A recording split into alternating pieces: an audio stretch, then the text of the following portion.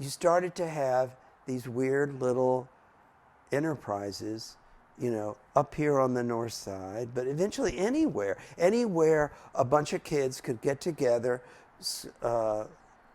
get the money collected, and put on a show. It became a model, a model for Chicago artistry. And in the early days, Richard would go. He was innovative in the Chicago media world for leaving downtown. The idea of, driving up to the north side to cover a little storefront theater, well, that just wasn't going on then. Now, quickly, other media types started doing it as well, but he was really, that there was a saying, I think it was a Tribune editor that came up with this, that Richard Christiansen will cover it if it moves, okay? And so there was a lot of truth to that. And he and Richard would go and see something where the technical qualities would be, your less schooled observer would say, utterly amateur.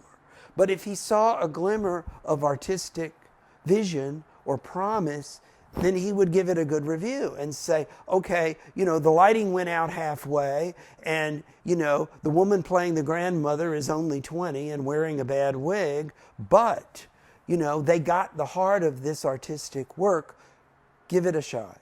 And so and the same thing with dance. He would go to Moming, he would go to the dance center, and somewhere in there he saw Hubbard Street, and they became his great discovery. He was Hubbard Street early and ferocious supporter, and that never died.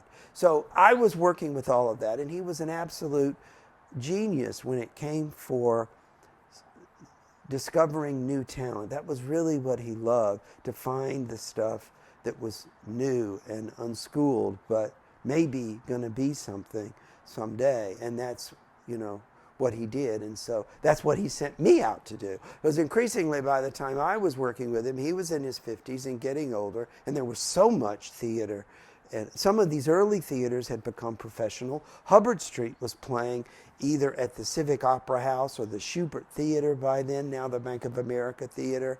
And so, I was out there checking out some of the stuff on the north side or way out in suburbia or all over the place. And I kind of inherited that role in the 80s and 90s.